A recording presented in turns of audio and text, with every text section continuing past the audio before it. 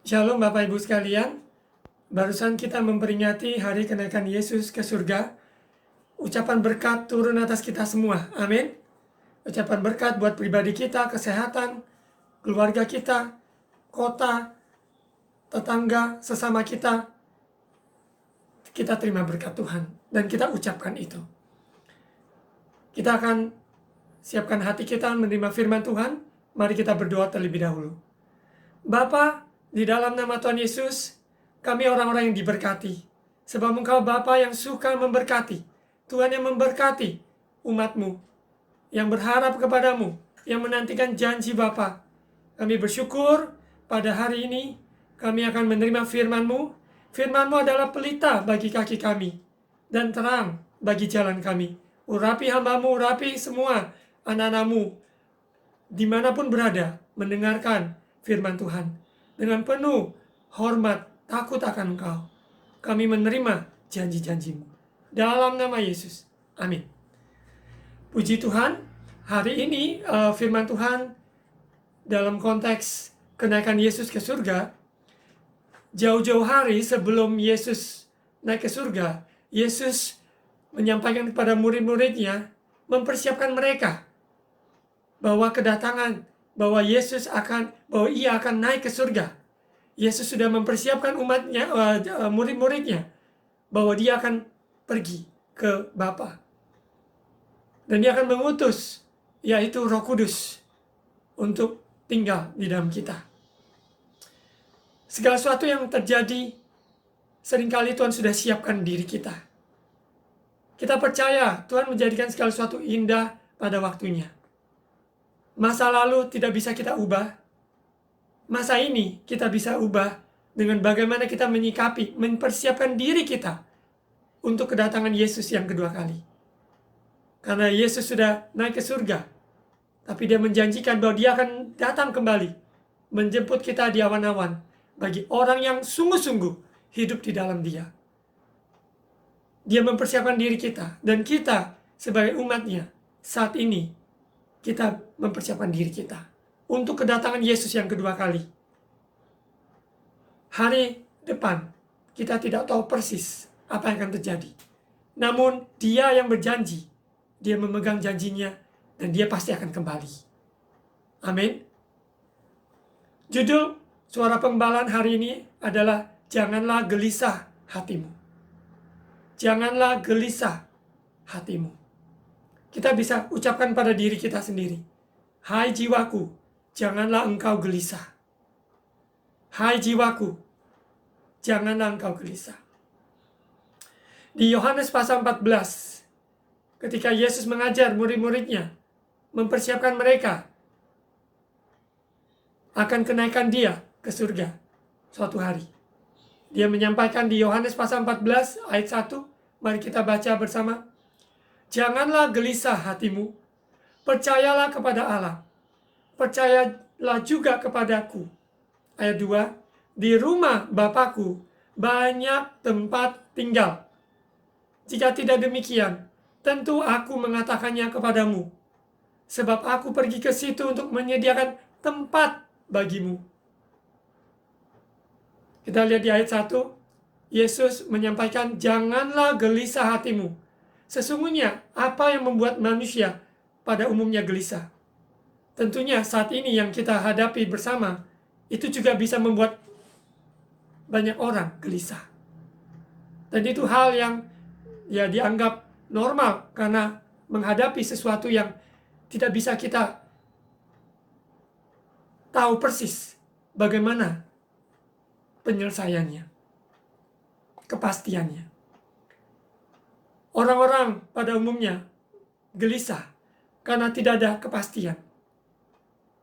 Tidak bisa menyelami, mengerti apa yang sedang terjadi. Manusia gelisah karena kondisinya, dia tidak berdaya. Tidak berdaya untuk mengatasi situasi kondisi yang ada. Manusia gelisah karena juga tidak ada pegangan. Tidak ada landasan untuk mempercaya, ataupun tidak ada pegangan. Sekalipun kalau dia orang Kristen, Kalau dia tidak pegang teguh kebenaran firman Tuhan, dia adalah orang Kristen yang suka gelisah. Namun ingat, kita adalah orang Kristen yang percaya firman Tuhan, ya dan amin. Firman Tuhan yang keluar dari mulutnya tidak akan kembali kepadanya dengan sia-sia. Manusia pada umumnya gelisah karena ada keraguan-raguan. Kenyataan tidak sinkron dengan apa yang diharapkan.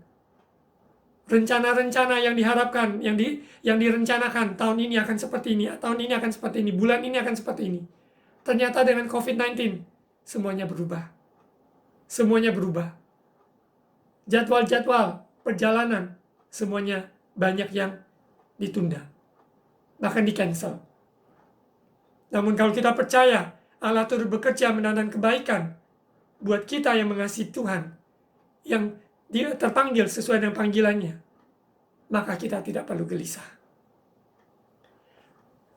Banyak orang gelisah pada umumnya karena ada pemikiran akan terjadi sesuatu yang buruk, membuat manusia gelisah bahwa sesuatu akan terjadi hal yang buruk.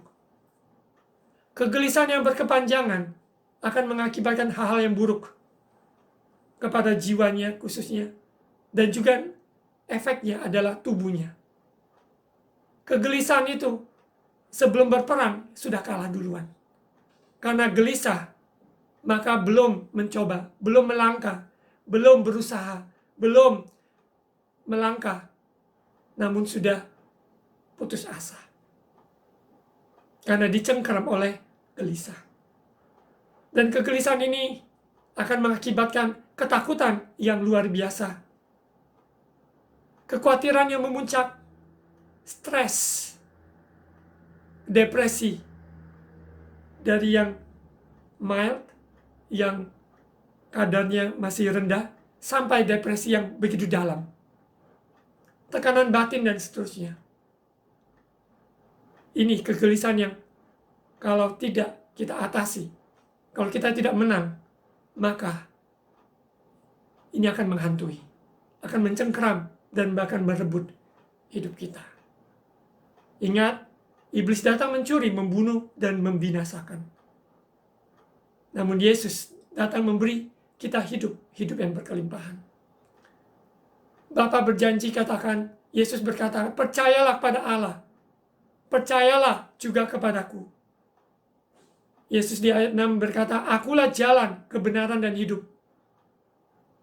Tidak ada seorang pun yang datang pada Bapa kecuali lewat aku, kata Yesus.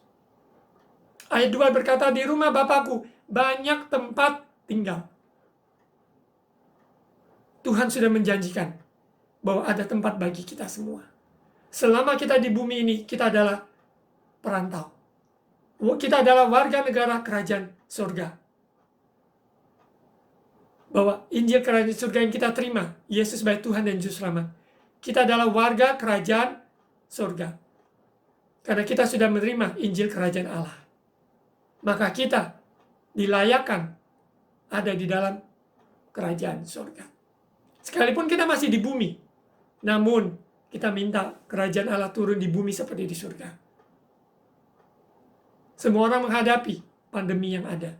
Namun orang yang berharap percaya kepada Tuhan, dia akan tampil beda. Dia akan menghadapi dengan penuh kemenangan, penuh kepastian di dalam Kristus. Yesus naik ke surga untuk menyediakan tempat bagi kita. Dia tidak tinggalkan kita sebagai yatim piatu. Di dalam kerajaan Allah tidak ada istilahnya anak yatim piatu. Karena kita semua diangkat menjadi anak-anak kerajaan Allah. Kita semua adalah anak-anak raja. Katakan, aku anak raja. Engkau anak raja. Aku anak raja, engkau anak raja. Kita semua adalah anak raja. Ini sebuah nyanyian anak-anak sekolah minggu. Dan ini nyata. Kalau kita menyadari status kita yang sudah terima kerajaan Allah, maka kita adalah anak-anak kerajaan. Hidup kita dijamin oleh Sang Raja. Dia sudah rela mati buat kita, supaya kita hidup. Dia raja yang berbeda dengan dunia. Raja di dunia meminta bawahannya untuk mati untuk dia. Tapi Yesus raja, dia mati untuk kita semua. Dia rela mati supaya kita hidup. Dan dia mati dan dia bangkit. Sehingga ada hari esok. Mari kita pelajari penangkal kegelisahan. Sesuai dengan firman Tuhan di Yohanes pasal 14 ini. Janji Bapa, Yesus berkata, bahwa aku kembali ke surga untuk menyiapkan tempat bagi kita. Jadi saat ini, belum waktunya untuk kita pulang ke rumah Bapa. Berarti kita masih mempunyai tugas di muka bumi ini. Kita harus lakukan sungguh-sungguh tugas-tugas yang Tuhan percayakan, embankan dalam kita, bagi kita. Sebagai seorang ayah, sebagai seorang ibu, seorang istri, seorang suami, seorang anak, seorang pekerja, seorang hamba Tuhan, seorang penginjil, seorang guru, seorang bisnis, pedagang, karyawan. Apapun tugas yang diembankan Tuhan bagi kita selama di muka bumi ini, itu harus kita genapi. Karena Tuhan menempatkan kita di bumi Indonesia maupun di kota kita berada. Karena Tuhan mempunyai tujuan supaya kita menjadi berkat. Supaya kita menyalurkan berkat Bapa bagi sekeliling kita. Dari berkat rohani maupun berkat jasmani yang bisa kita lakukan. Kita mungkin tidak bisa menolong 100 orang, tapi kita bisa mungkin menolong 2-3 orang. Kalau kita tidak bisa menolong 2-3 orang, mungkin kita bisa menolong seseorang. Mungkin kita mendoakan dia. Mungkin kita memberikan sebuah nasi bungkus. Kita mungkin mengirimkan sebuah paket. Mungkin kita bisa melakukan sesuatu untuk memberikan penghiburan, kekuatan bagi seseorang yang sedang gelisah hatinya. Janganlah gelisah hatimu. Janganlah gelisah hatiku. Kita ucapkan pada diri kita. Percayalah kepada Tuhan, penangkal kegelisahan. Percayalah kepada Tuhan bahwa Dia adalah Tuhan yang baik. God is good all the time. All the time, God is good. Ini bukan sebuah klise. Memang benar, Ia baik selamanya. Mazmur 145 ayat 9. Mazmur 145 ayat 9. Tuhan itu baik kepada semua orang dan penuh rahmat terhadap segala yang dijadikannya. Amin. Tuhan itu baik kepada siapa? Apakah hanya kepada orang tertentu? Golongan tertentu? Tidak. Tuhan baik kepada semua orang. Matahari diberikan, hujan diberikan, semuanya nafas kita diberikan. Tidak ada satupun dari kita membayar nafas yang Tuhan sudah berikan. Dari pagi, siang, sampai malam.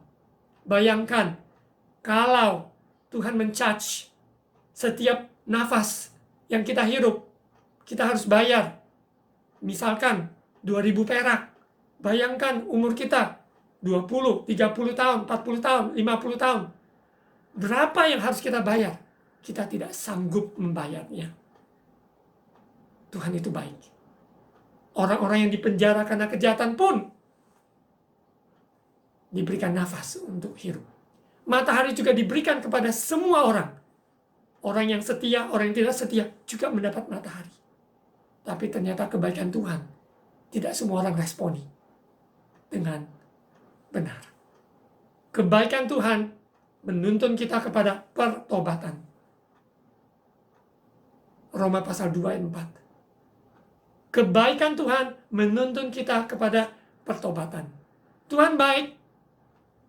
Mari sikapi itu dengan bertobat.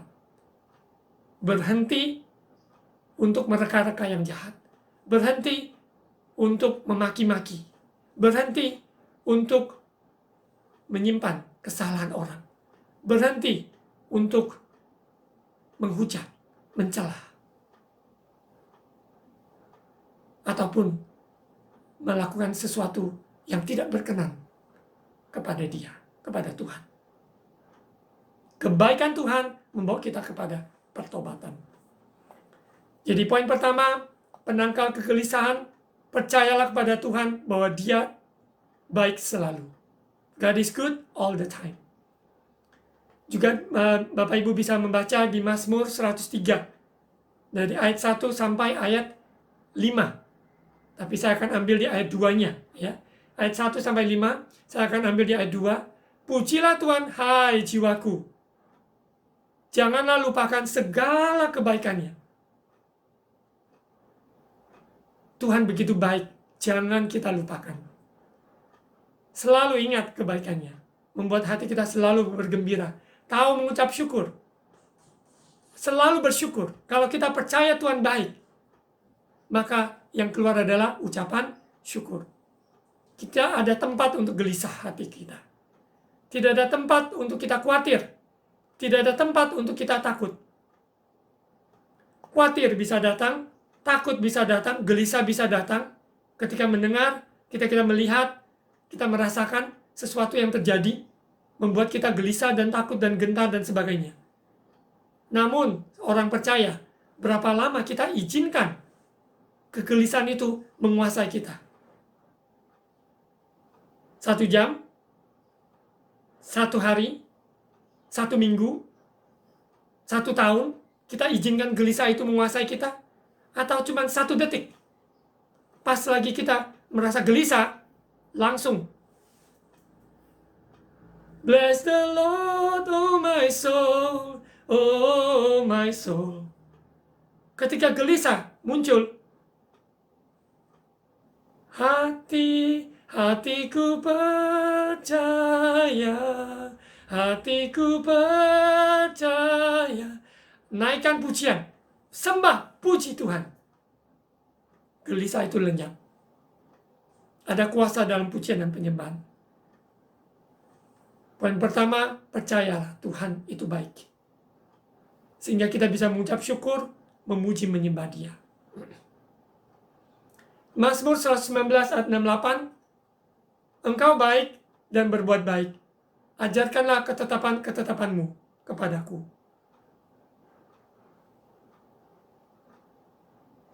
You are good. All you do is good. Teach me your decrees. Engkau baik Tuhan. Semua yang kau lakukan baik adanya. Ajarkanlah aku ketetapan-ketetapan-Mu. Biarlah kebaikan Tuhan itu membuat kita semakin mantap menghadapi hari esok. Padahal kenyataan yang ada, fakta yang ada, yang terjadi, bisa membuat kita gelisah. Namun kita memilih mempercayai Tuhan bahwa Dia baik. Mazmur 34 ayat 9, kecaplah dan lihatlah betapa baiknya Tuhan itu. Berbahagialah orang yang berlindung padanya. Poin yang kedua, berlindunglah pada firman-Nya. Yesus berjanji, katakan, aku naik ke surga menyediakan tempat bagimu. Apakah kita percaya? Kalau kita percaya, maka kegelisahan tidak bisa menguasai kita. Kita percaya Tuhan sedang siapkan tempat bagi kita. Dan bagaimana dengan kita? Yesus menyiapkan tempat bagi kita. Bagaimana dengan kita? Apakah kita siapkan diri kita untuk menantikan kedatangan Yesus yang kedua kali? Apakah dengan kegelisahan? Tentu saja tidak. Tentu kita mengambil sikap untuk pegang teguh kebenaran firman, sehingga kita kuat, kita juga bisa menguatkan yang lain. Teman kita, sekeluarga kita, tetangga kita, bahkan orang-orang yang tidak mengenal, yang kita tidak kenal. Tapi Tuhan jadikan kita berkat untuk menguatkan mereka. Poin yang kedua, janganlah gelisah hatimu, penangkalnya. Berdiri teguh, pegang janji Bapa. Pegang teguh kebenaran firman-Nya. Jadilah orang percaya, yang sungguh-sungguh percaya. Firman Tuhan, ya dan amin. Jadilah orang percaya, yang sungguh-sungguh mau diatur oleh firman. Bukan kita atur firman, tapi firman atur kita. Bukan kita atur Tuhan, tapi Tuhan yang mengatur kita. Hidup di dalam rencananya. Kalau kita mau diatur, kita mau mengikuti jejaknya, jalan-jalannya, maka hidup itu semua kita bisa nikmati. Firman Tuhan katakan A, kita lakukan A. Firman Tuhan katakan B, kita lakukan B. Sederhana. Tapi manusia suka memilih jalannya sendiri. Kalau aku tidak mau, bagaimana? Orang-orang yang mau bersikeras, mengeraskan hati, semakin keras hatinya. Tapi mari, kalau kita mau meresponi firman Tuhan, lembutkanlah hati kita. Maka hati kita lembut, firman Tuhan berbicara, kita menangkapnya. Bahkan ketika burung-burung di udara sedang terbang dengan bebas, kita melihat, jangan kamu khawatir. Burung di udara saja Tuhan pelihara. Masa kita manusia yang mulia berharga ini tidak Tuhan pelihara? Kita mengecek diri kita. Bagaimana sikap kita dalam perjalanan hidup kita. Kita koreksi, evaluasi diri kita. Jadi pegang teguh kebenaran berarti kita mau diatur oleh firman Tuhan. Kita mau mendengar firman Tuhan, mau melakukan firman. Kita mau menjadi pelaku firman. Sungguh-sungguh memegang teguh janji Bapa. Firman Rema yang diberikan kepada kita pribadi, maupun firman Rema tahunan yang Tuhan sudah berikan. Yaitu Tuhan menjadikan segala sesuatu indah pada waktunya. Nyatanya, kenapa ini terjadi? Tetap aku percaya, tetap aku pegang. Firman Tuhan, Rema, Tuhan jadikan segala sesuatu indah pada waktunya. Aku tetap pegang. Itu adalah sikap kita. Yang ketiga, penangkal jangan gelisah. Kita mau diurapi, dipenuhi Roh Kudus. Karena Roh Kudus adalah janji Bapa. Yesus naik ke surga. Dia curahkan Roh Kudus, dia menyuruh kepada murid-muridnya. Dalam 10 hari ini, kalian ada di loteng atas. Bertekun, bersati, doa bersama-sama. Saat-saat ini, bukan waktunya kita gelisah. Tapi mari, kita bangun 2-3 orang, kita telepon, ajak untuk berdoa bersama. 2-3 orang, mungkin keluarga, mungkin teman, mungkin tim pelayanan. Kita telepon, kita ajak, kita buat janji. 2-3 orang berdoa untuk jemaat dan sebagainya. Saya bersama istri sebagai gembala, sebagai hamba Tuhan, selama berapa minggu terakhir ini salah satu yang memberikan sukacita bagi kami untuk mengajak jemaat, rekan tim pelayanan untuk berdoa, untuk bersekutu dengan firman Tuhan, bahas, sharing, menyembah, berdoa, ikat kuasa gelap, kita lepaskan berkat, dan sebagainya. Kita buat janji untuk berdoa bersama perkeluarga atau perkelompok, dan luar biasa, berapa minggu terakhir ini. Mari kita tingkatkan, ambil waktu, supaya kita tidak terlena dengan situasi kondisi COVID-19 yang ada. Namun roh kita bangkit untuk ada persekutuan, Roh Kudus dicurahkan. Janji Bapa, Roh Kudus dicurahkan. Roh Kudus menghibur, menginsafkan dosa kita, menguatkan kita, memimpin kita, menuntun kita, mengingatkan perkataan Yesus dalam hidup kita. Kita tidak sanggup berjalan sendiri. Hanya kita butuh pimpinan Roh Kudus membawa kita mengerti rencana Tuhan. Bahkan mereka yang mungkin usaha, dagang dan sebagainya, di tengah-tengah situasi kondisi yang mungkin ekonomi lemah, tapi Roh Kudus akan memberikan engkau hikmat, strategi, kreativitas untuk bisa menembus, untuk mencari peluang pasar yang tepat. Jangan pesimis, jangan gelisah. Minta Roh Kudus urapi. Karena kebenaran firman, karena kerohanian, itu bukan hanya untuk di kalangan, di tembok gedung gereja, yang saat ini kita tidak bisa beribadah di sebuah gedung. Namun di rumah kita masing-masing, di online seperti ini, saat ini kita sedang membangun komunitas iman orang percaya. Dan kita sebagai orang yang diurapi Roh Kudus, kebenaran itu hidup. Ketika kita baca firman beraturan, dia hidup. Kita dengarkan khotbah dengan sungguh-sungguh, dia hidup. Dan firman itu bekerja, mengatur, menuntun hidup kita.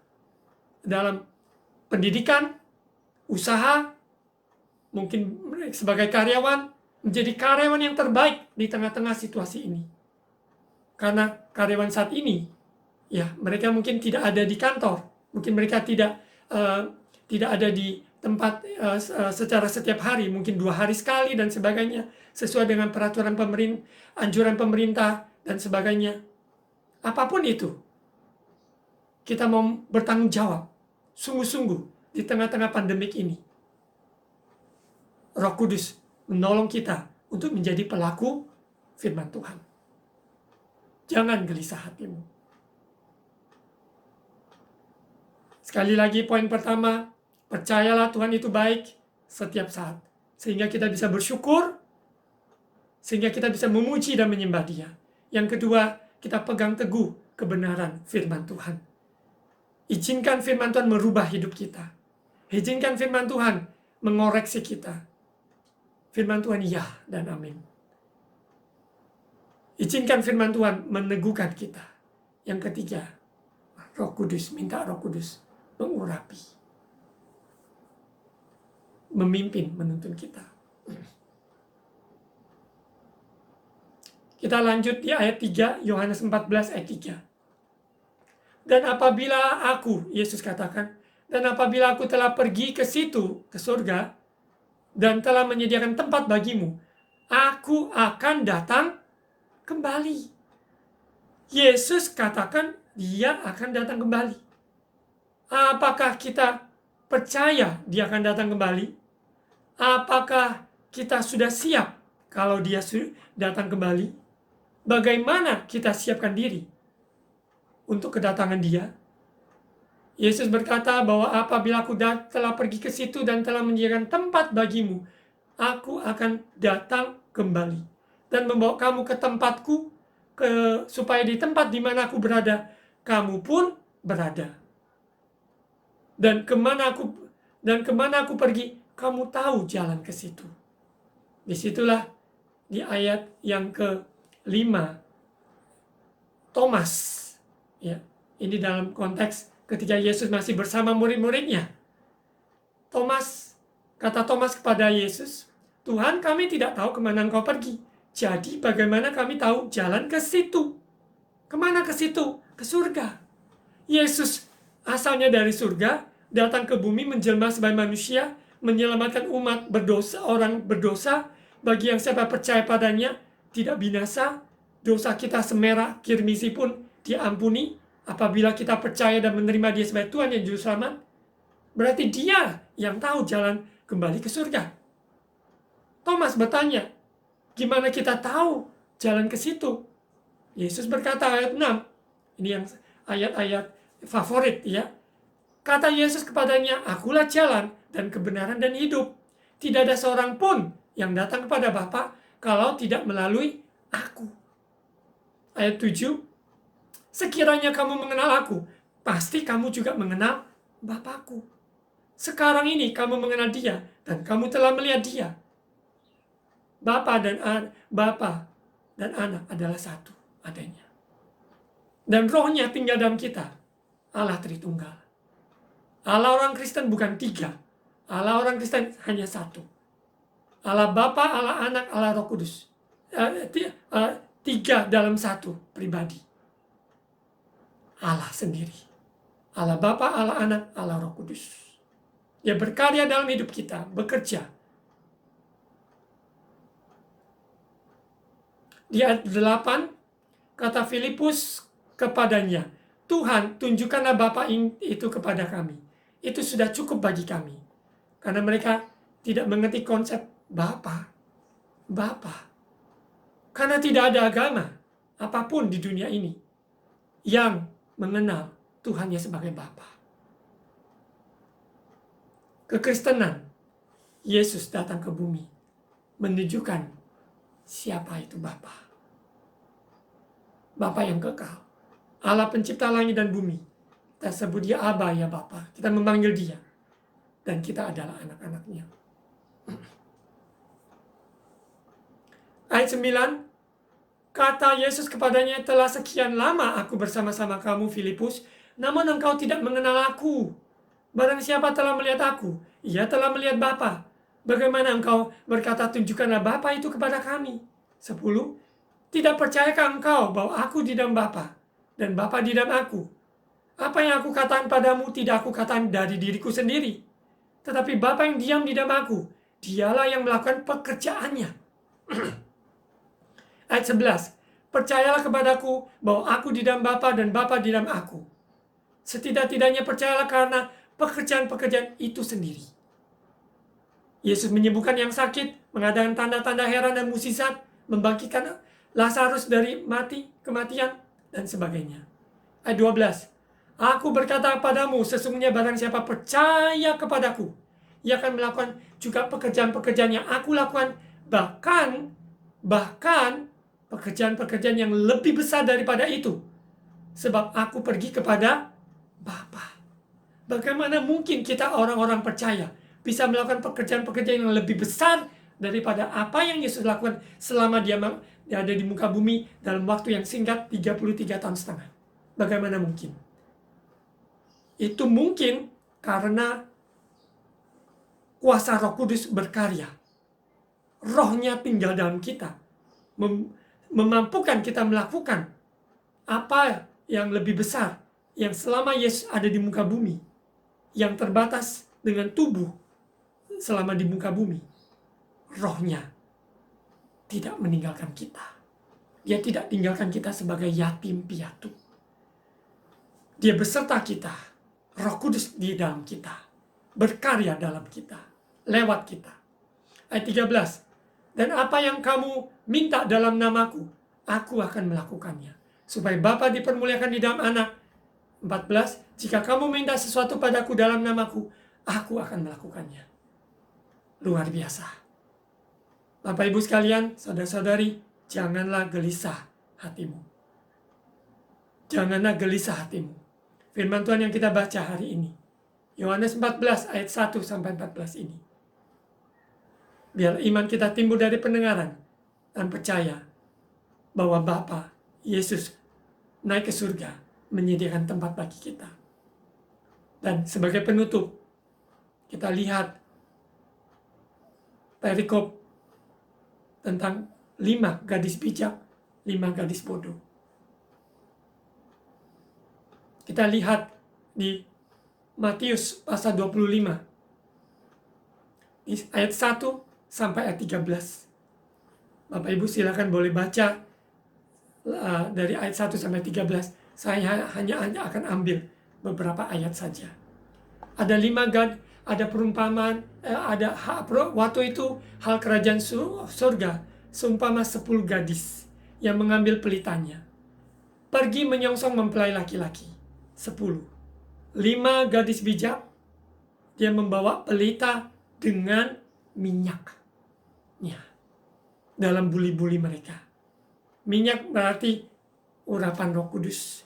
Mereka siapkan diri, pelita disertai dengan minyak. Tapi 5 gadis bodoh membawa pelita, tapi tidak ada minyak. Bagaimana mungkin kita bisa nyalakan sebuah pelita tanpa minyak? Tapi itulah namanya gadis bodoh. Bodoh dan bijak itu mau bijak atau mau bodoh. Bijak, siapkan diri. Bodoh, terserah apa yang terjadi, pasrah. Pasif. Tidak berdaya. Aku korban dari perbuatan orang. Tidak ada persiapan diri. Namun gadis bijak, siapkan diri. Karena mempelai akan datang. Dia akan datang kembali menjemput kita. Kita lihat di Matius pasal 25 ayat 10. Jadi kita lihat bahwa 5 gadis bijak, 5 gadis bodoh. Ya. Ayat 6. Waktu tengah malam, terdengarlah suara orang berseru, mempelai datang, songsonglah dia. Gadis-gadis itu pun bangun semuanya. Semuanya berarti 10. Semuanya lalu membereskan pelita mereka. Wah, sudah datang, sudah mempelai datang. Songsonglah dia. Gadis-gadis yang bodoh berkata kepada gadis yang bijaksana, berikanlah kami sedikit dari minyakmu itu, sebab pelita kami hampir padam. Tetapi jawab gadis-gadis yang bijaksana itu, tidak mau, tidak. Nanti tidak cukup untuk kami dan untuk kamu. Lebih baik kamu pergi kepada penjual minyak dan beli di situ. Akan tetapi, waktu mereka sedang pergi untuk membelinya, datanglah mempelai itu, dan mereka telah siap sedia untuk masuk bersama-sama dengan dia ke ruang perjamuan kawin. Lalu pintu ditutup. Di ayat 10. Lalu pintu ditutup. Berarti ada waktunya akan pintu tertutup. Ayat 11. Kemudian datang juga gadis-gadis yang lain itu dan berkata, Tuan, Tuan, bukakanlah kami pintu, bukakanlah kami pintu, ayat 12. Tetapi ia menjawab, mempelai itu menjawab, aku berkata kepadamu, sesungguhnya aku tidak mengenal kamu. Karena itu berjaga-jagalah, sebab kamu tidak tahu akan hari maupun akan saatnya. Ini bukan perkataan manusia, hamba Tuhan atau siapa. Tapi ini adalah perkataan dari firman Tuhan. Ada waktunya pintu tertutup.